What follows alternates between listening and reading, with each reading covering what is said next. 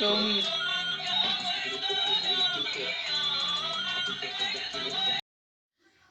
السلام عليكم واحلى تحية حب لاحلى متابعين، كل سنة وانتم طيبين.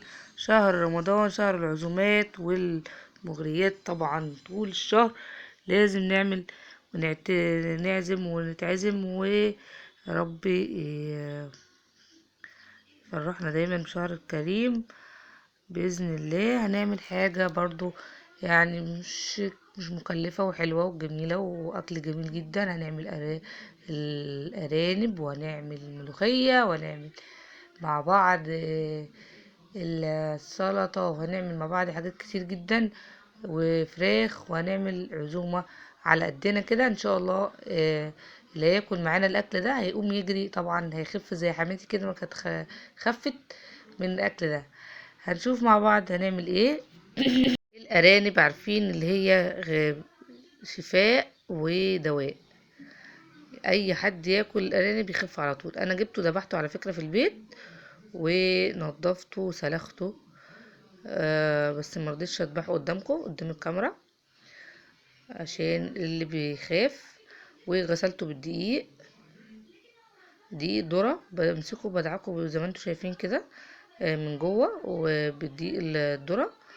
وكمان لازم اهم حاجة تنقعيه يعني فترة طويلة جدا، مية وملح. لازم تنقعيه فترة طويلة يعني على قد ما تقدري.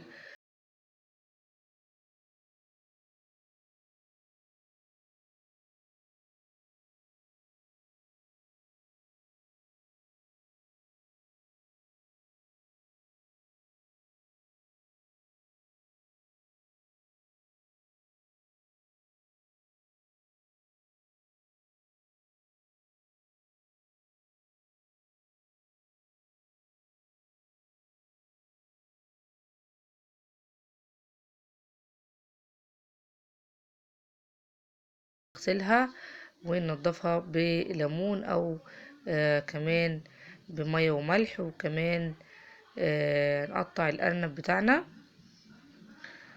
بنقطعه بالشكل اللي انتوا هتشوفوه ده. المفروض اقطعه على بس انا اقطعه كده زي ما هو كده بمكانه. هقطعه القطع اللي انا محتاجاها على قد ما انتوا عايزين. الارنب بتاعنا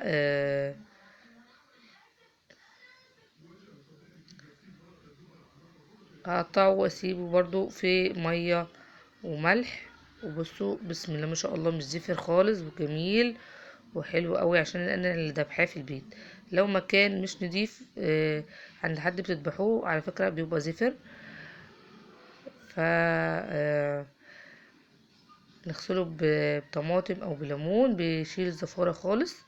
عندي مية مغلية وفيها ورق لوري والحبهان والمستكة كل الحاجات اللي انتوا بتحبوه تحطوه فيها، وجزراية وبصلاية وكرفس وطماطم. يعني الحاجات اللي انتوا بتحبوها كلها تحطوها في قلب الشوربة بتاعتنا، تديكوا بقى طعم خطير. طبعا الارانب ما بتطلعش شوربة دسمة، عشان كده مش بتتعب وبتخفف العيانين. يعني لو حد عيان، لو مش عيان بتديكوا قوة طبعا. اللي مش عيان هيخف يعني هيبقى ايه قوي جدا. آه وكده عملنا الارانب. حماتي كانت عيانة وجاية عندنا، كلت الارنب قامت تجري بجد راحت تصلي. ف الارانب حلوة جدا. عندي هنا الارانب سيبها تغلي، ونحط عليها الفلفل الاسمر والملح، واي حاجة من على الوش كده نشيلها. لو فيها رغاوي طلعت منها نشيلها، لو مفيش خلاص. الرغاوي دي تبقى زفارة، هي ما فيهاش اي رغاوي. شايفين بسم الله ما شاء الله، تحفة تحفة تحفة. علشان انا اللي ذبحاه، هو مش انا يعني، بس في البيت يعني. عشان انا جبانه شويه بخاف، فحد ذبحهولي في البيت، جوزي يعني. فالمهم عشان ما نكذبش احنا في رمضان يعني. ودي الفراخ، حطيت لها برضو البصل والجزر والورق اللوري والحبهان وكده التحبيشه بتاعتنا برضو. ناخدها صدمه على البوتاجاز في الحله، يعني نشوحها كده، ناخدها ايه، تقليبتين تلاتة كده، ونحط لها الفلفل الاسمر والحبهان والورق اللوري وكل المطحون. بطحن الحاجات دي كلها، والسبع البهارات بتاعتنا اللي بنحبها بنحطها، وميه مغليه. اي لحمه اي فراخ نحط عليها ميه مغليه، مش ميه ساقعه، وبنقلبها. ويعني لو تسيبوها كده على البوتاجاز شويه بدون ميه احسن.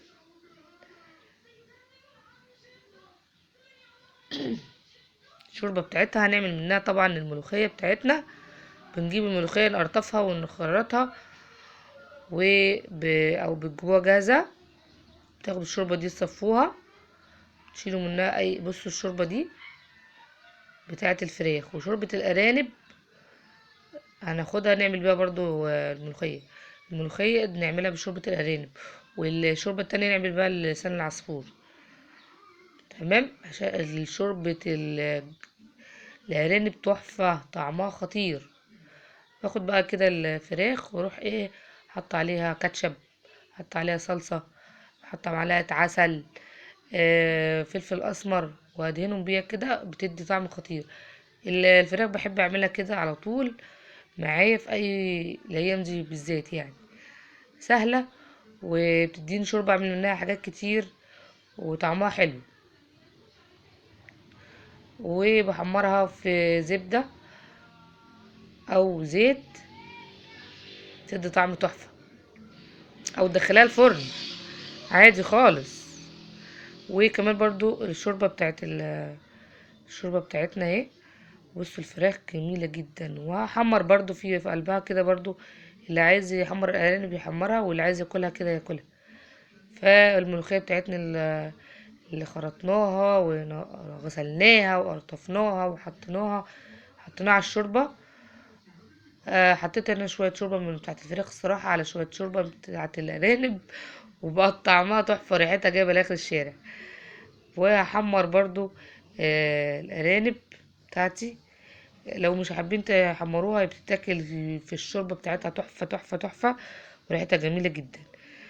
والملوخيه بقت عامله ازاي، جميله تحفه. واعمل لها التقليه بتاعتها، معلقه سمنه وثوم مهروس بقرن فلفل دقاه في الهون، وبتحطيها على البوتاجاز تحمر معاكي.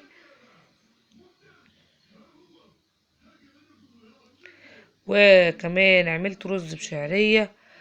طبعا احنا كلنا عارفين نعمل رز بشعريه ازاي. بنحمر الشعريه ونحط عليها الرز المغسول، كوباية الرز عليها كوباية مية بتاعتنا، وهي خلاص الطشة بقى نحطها على الملوخية بتاعتنا. وعملت سلطة كده يبقى حلو قوي على قدنا بقى. ويبقى كده الاكل معانا. خلصت، والصينية مش مقضية، بس هحط الحاجات دي وبعدين ارجع احط حاجات تانية. عملت بتنجان مخلل برضو زي اللي وريتوك قبل كده. وهنقدم بقى البلح واللبن وحاجات كتير جدا. يا رب يعجبكم. ما تنسوش لايك وشير واشتراك في القناة لو عجبتكم بإذن الرحمن. والسلام عليكم ورحمة الله